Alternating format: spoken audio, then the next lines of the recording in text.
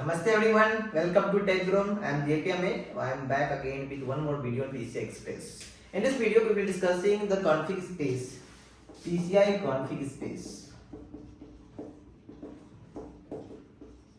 तो आपको जैसे पता है कि लास्ट वीडियो में मैंने एड्रेस स्पेस डिस्कस किया था, उसमें बताया था कि कैसे सिस्टम के एड्रेस जितने भी बना सकता है उन एड्रेस स्पेसेस को कैसे मेमोरी से मैप करते हैं। तो वैसे ही पीसीआई सिस्टम में बहुत सारे रजिस्टर्स होते हैं, उनमें से कुछ रजिस्टर्स को हम लोग कहते हैं कॉन्फ़िग रजिस्टर्स। ठीक है, अगर मान लो इसमें 5 डिवाइसेज है पूरे सिस्टम में, तो 5 डिवाइस के पास अपना अपना कॉन्फ़िग रजिस्टर्स होंगे, और जितने भी डिवाइसेज है, जितने भी कॉन्फ़िग रजिस्टर्स है, वो जो होस्ट है, जो सीपीयू है, उससे एड्रेस स्पेस की डिमांड करता है कि मेरे रजिस्टर्स को आप मैप करो। तो जो सिस्टम के पास टोटल एड्रेस अवेलेबल है, जैसे अगर 64 बिट का मशीन है तो मेरे पास 0 से लेके 2^64-1 अलग अलग एड्रेस होंगे। उनमें से एक पार्टिकुलर रेंज को हम सारे कॉन्फ़िग स्पेस रजिस्टर से मैप करेंगे, जिसको हम कॉन्फ़िग स्पेस बोल लेंगे। और जितने भी रजिस्टर्स हैं, पूरे सब पीसीआई सिस्टम में, वो सारे रजिस्टर्स आपके कॉन्फ़िग स्पेस से मैप होंगे।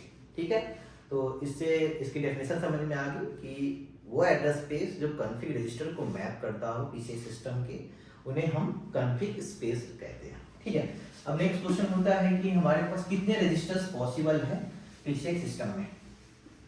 तो अभी जैसे आगे जैसे पढ़ेंगे, स्टेप पढ़ोगे तो आपको समझ में आएगा क्या होता है। मैंने बताया भी था, जैसे एक रूट कॉम्प्लेक्स होता है ना, उसमें अलग अलग हायरार्की होती है। रूट पोर्ट्स हो गए, है ना, वो कनेक्ट हो सकता है स्विच से,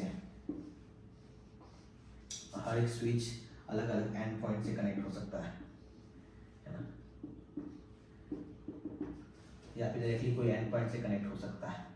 तो पूरे सिस्टम में कितने कॉन्फ़िग स्पेस रजिस्टर्स हो सकते हैं, इसके लिए हम क्या करेंगे, जितने भी एंड पॉइंट्स हैं या रूट पोर्ट्स हैं या अपस्ट्रीम पोर्ट्स या डाउनस्ट्रीम पोर्ट्स हैं, हर एक के पास कॉन्फ़िग स्पेस रजिस्टर्स होता है।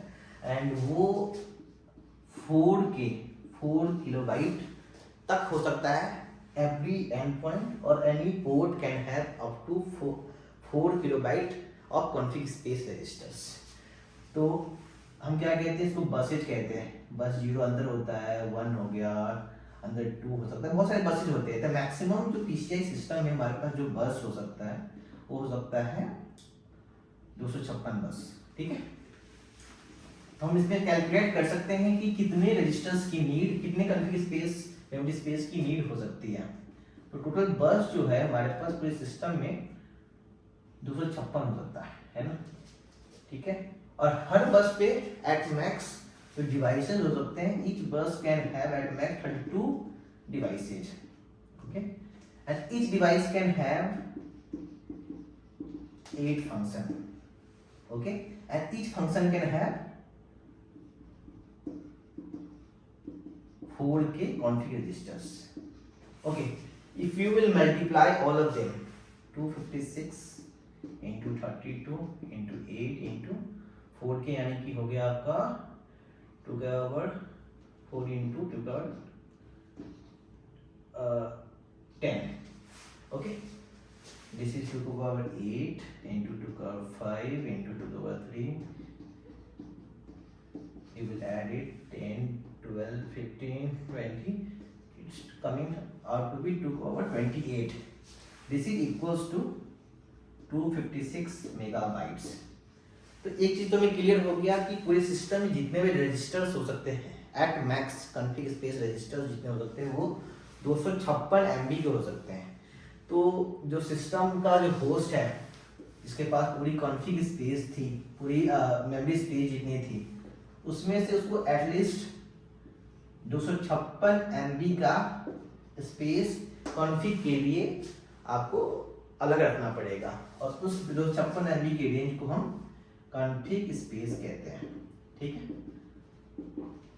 हर एक ये जो एड्रेस जो बनेगा, कभी भी जो एड्रेस बनेगा किसी भी रजिस्टर्स को लेने के लिए, तो आप ध्यान से देखोगे अपने पास जैसे मैंने बोला 4 के रजिस्टर होते हैं इच फंक्शन के पास, ये लेके 2 के बाद 12 ये रेंज आ गया, ठीक है। उसके बाद एट मैक्स 8 फंक्शन हो सकते हैं, ठीक है। और हर डिवाइस आपके हो गया 2 का 5 एंड बस हो गया 2 का 8, यानी कि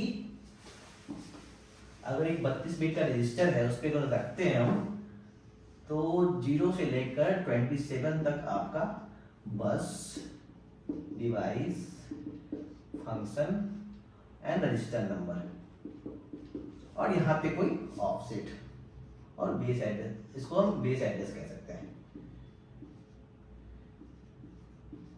तो अगर सिस्टम जो भी बेस एड्रेस एलोकेट करता है, मान लो कि बेस एड्रेस का वैल्यू है आप मान लो ये 28 बिट तो ये है, आपने मान लो 30वां बिट हाई कर दिया, अगर 64 बिट के एड्रेस में आपने 30वां बिट हाई कर दिया, ठीक है, तो अपना बेस एड्रेस जो बनेगा, अगर 30वां बिट हाई करोगे तो आपका बन जाएगा ये 8, ठीक है, ठीक है। तो ये जो 64 बिट का जो एड्रेस बना इसमें से आपका ये आपका बेस एड्रेस हो गया, ठीक है। अब इस बेस एड्रेस में अगर हम बस 0, डिवाइस 0, फंक्शन 0 और रजिस्टर 0 पर लिखते हैं तो एक एड्रेस हमारा बन के आता है this one, the same address. ये क्या करेगा, पीछे एक रूट कॉम्प्लेक्स में जो बस 0 पे पोर्ट 0 पे जो पहला डिवाइस, मतलब डिवाइस ये है उसका फंक्शन 0 है, डिवाइस 0 है, और जो पहला जो रजिस्टर है उसको एक्सेस करेगा। सिमिलरली अगर इसको हम रजिस्टर मतलब 4 बोलते हैं तो उसकी हायरार्की में जो नेक्स्ट रजिस्टर होगा उसको एक्सेस करेगा। तो बेस एड्रेस और ये बस, डिवाइस, फंक्शन और रजिस्टर नंबर का जो ऑफसेट है 28 बिट का, उससे हम डिफरेंट बस पे जाके डिफरेंट डिवाइस के फंक्शन से हम अलग अलग रजिस्टर्स को रीड कर सकते हैं। तो ये तरीका होता है एड्रेस बनाने का। तो आपको क्लियर है कि कॉन्फ़िग स्पेस क्या है, कॉन्फ़िग स्पेस रजिस्टर्स क्या होते हैं, और एटमैक्स 256 MB मेगाबाइट का स्पेस आपके पूरे PCI सिस्टम में हो सकता है। इन डिटेल हम और कॉन्फ़िग स्पेस के बारे में पढ़ेंगे नेक्स्ट वीडियो में कि ये 4K रीजन जो है इसमें क्या क्या चीज़ होता है। इसमें कुछ कॉन्फ़िग हेडर होते हैं, कुछ कैपेबिलिटीज के लिए स्पेस होता है, और एक कन्फ्यूजन आता है कि कॉन्फ़िग स्पेस क्या है, कॉन्फ़िग हेडर क्या है और कॉन्फ़िग TLP क्या है, तीनों में क्या डिफरेंस है। लोग इसमें कंफ्यूज हो जाते हैं कि यार कॉन्फ़िग हेडर भी एक जैसा फील आता है, कॉन्फ़िग TLP टाइप भी 2 टाइप के होते हैं। तो इन सब कन्फ्यूजन को दूर करने के लिए I will make a next video on this. So इस वीडियो के लिए इतना ही। If you have any doubt you can comment और like this video if you want to see more videos like this in future. Thank you. Bye bye.